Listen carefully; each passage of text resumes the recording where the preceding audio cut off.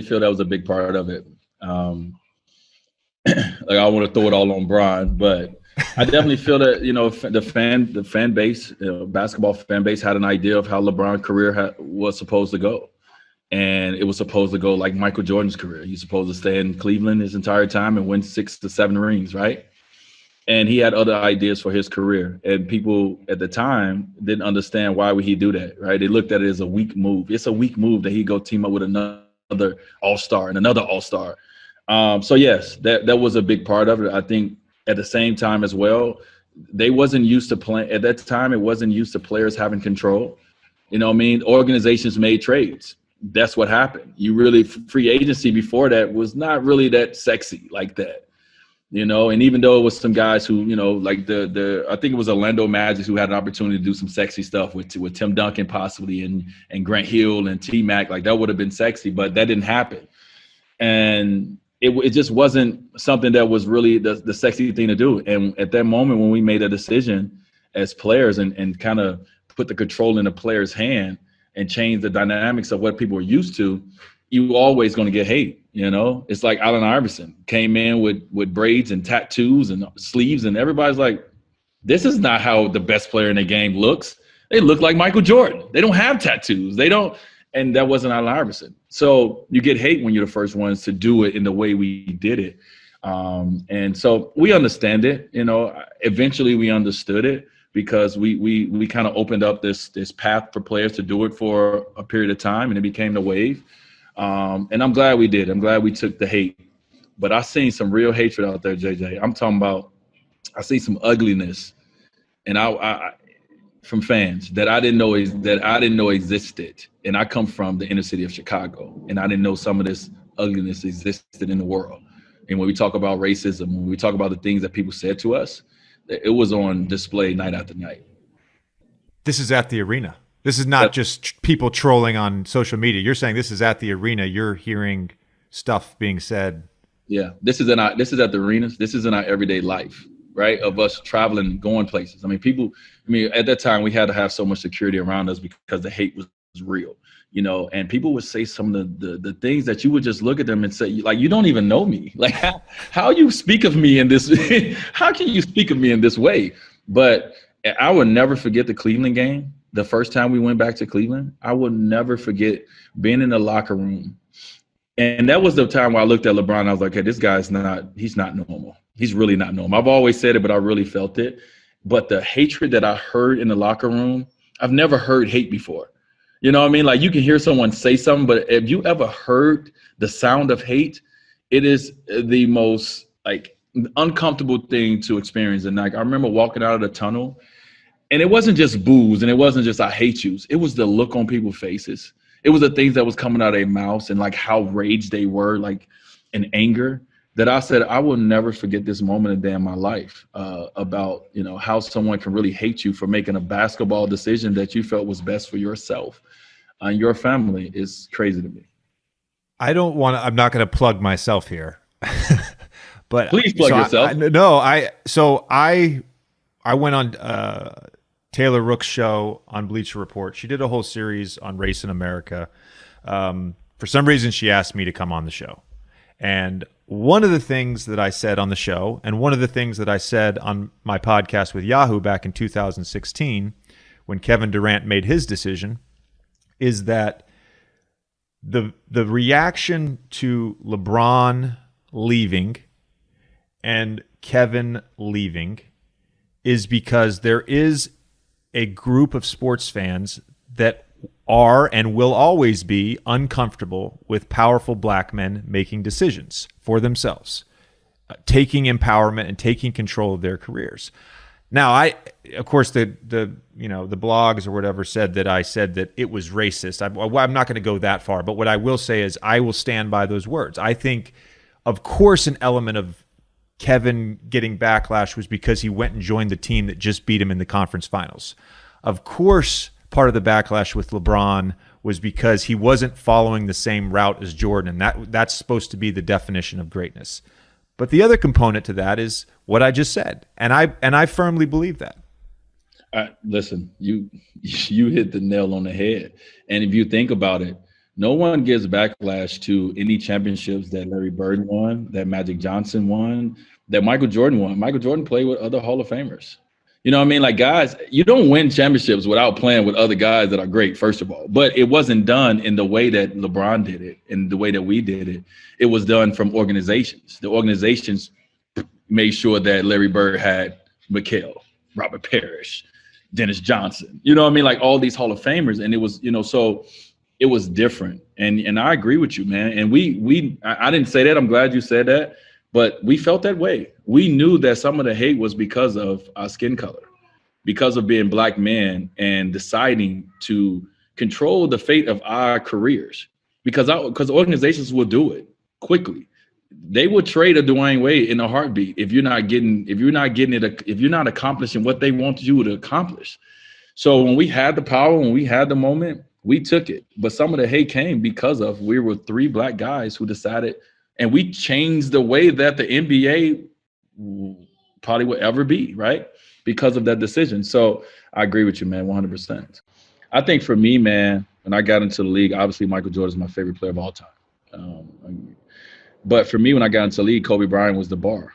He was the greatest player in the game to me before I got in the league, but definitely when I got there. I mean, he was someone, I think he was 24 years old at the time when I got in. He had 3 NBA championships already. You know what I mean? And when you want to talk about the swagger, oof. I mean, Kobe had it. But as a competitor, I knew that Kobe was the one for me that I had. If I wanted to be great, that I had to get on the level of Kobe Bryant. However I did that, I knew I had to get on his level or be respected by him in some way where he looked at me as equal. So it pushed me, and he pushed me. And we didn't talk a lot early on.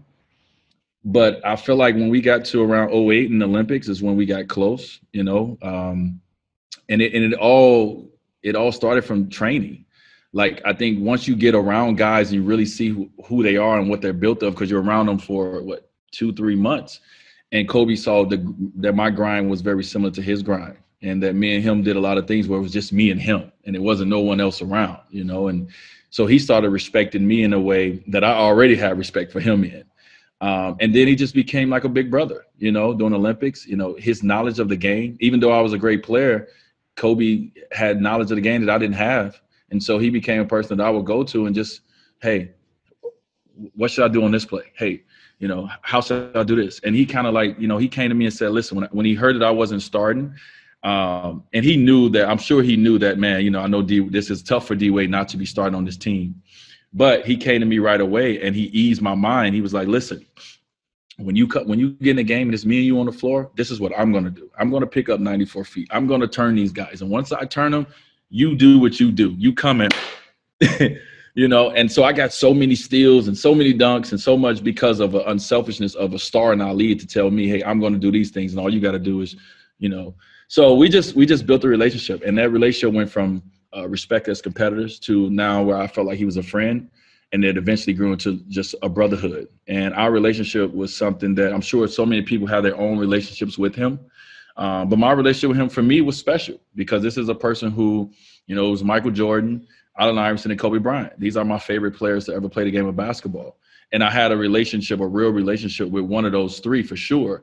And he would reach out to me, hey man, how do you slice those pick and rolls like that? And I'm like, oh my God, Kobe reaching out to me. Like it was incredible to be able to have that relationship with him.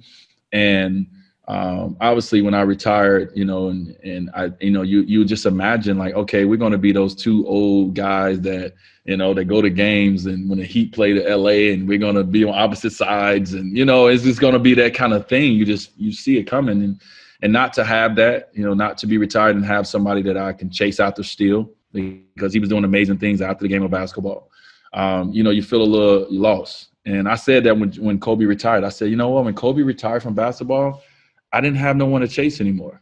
I kind of lost a little bit of something in me when Kobe retired, because it was like, well, who am I chasing now?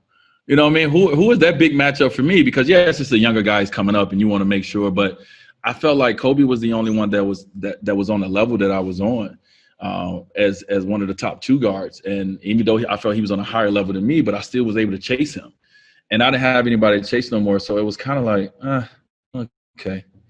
All right, we're playing Sacramento on a Wednesday. All right, let me just go get this done. You know what I mean? It was just different. So, you know, I definitely, I'm thankful that I was able to have a friendship and that we had a brotherhood and we shared something intimate that a lot of people didn't know, you know, from our conversations that we had and the moments we had together.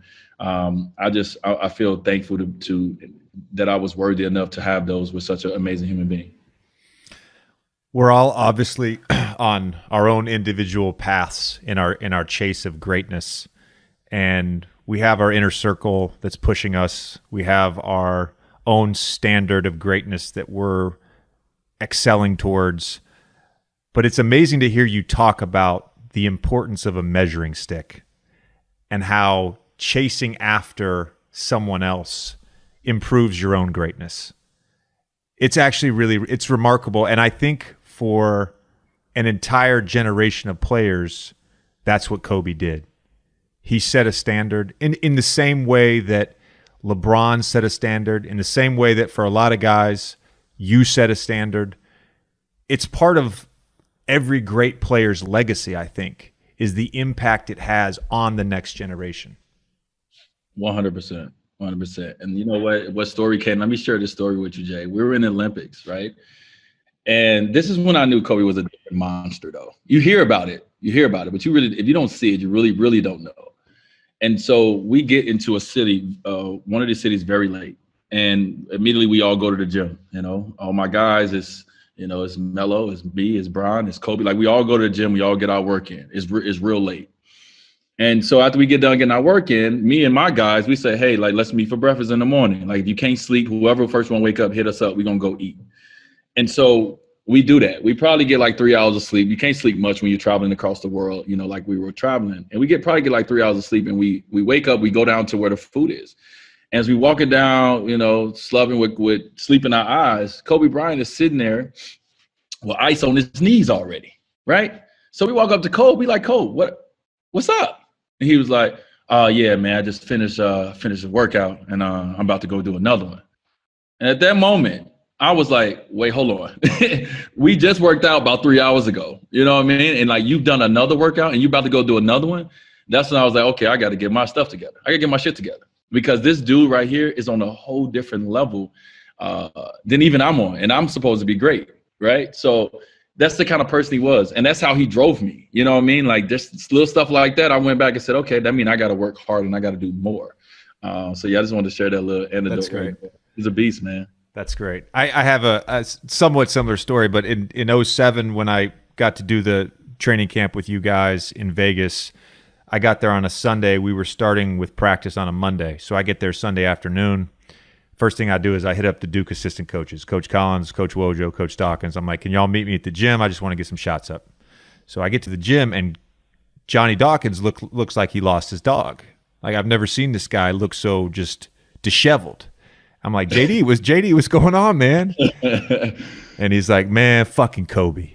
This guy had me up at 6 a.m. this morning. He was in the gym for 3 hours, and he said he was doing the same move for 3 hours. It was like I'm pick and roll on the left side, jab, pull up right for 3 straight hours. The guy was just maniacal about his work. It's incredible. It is, man. It is incredible. And that's not like, people think those stories are like not real. Like those stories are real. Like I remember watching one game, we were getting ready to play the Lakers, and I remember just, you know, I'm a Kobe fan. I'm watching him warm up, and he literally entire warm up, he did one shot. He was in the mid post. He just kept turning over the left shoulder over and over and over. So I go into the game like, okay, he about to turn over the left shoulder over and over, and I couldn't stop it. But like I just watched him by himself. They just kept giving him the ball for the entire 15, 20, however long you're out there. He kept doing the same thing over and over and over. And I was just amazed that, and then once the game started, I still couldn't stop it. And I knew what he was about to do over and over and over again, you know? And that's a part of his greatness, man. But yeah, that was an internal struggle, it sounds like. It was, man. I mean, I think everybody doesn't have, let's use LeBron, right? That right there is a special breed, right? Everyone cannot go from where he went to like, you know what I mean? Like his his fall we probably would never see a real big fall from what we came to love about him, right? He's blessed with that. For me, I got up to a level, and that level was what everybody seen me at. It's like once I reached that level, it's like, okay, this is who he is. And then once you cannot get there anymore, now not only do people see it, but you start to feel it, and it starts to frustrate you, and my body breaking down over the years, and my name hasn't changed, everything, all the promotion about who I am hasn't changed, and you don't want it to change neither, but that burden becomes a heavy burden where you carry the frustrations and the stress of not being as good as you or as great as you once were, on certain nights. And when you have those nights, it definitely feel good, but they come far, far, far in between. Yeah.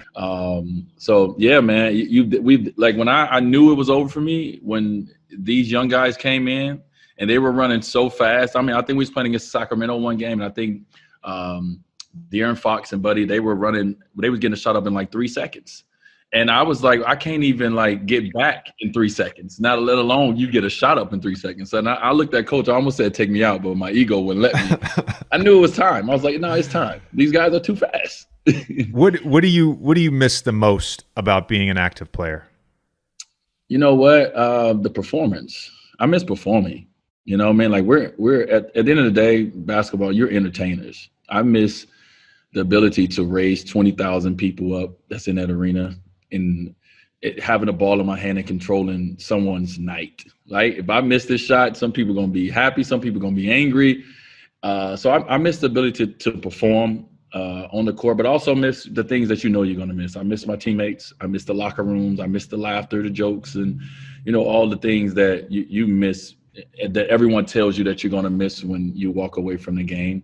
I miss that camaraderie. That's why for me, it's actually been cool to kind of work for TNT, because I'm able to be around, Shaq and Charles at times, and Kenny, and, Adam.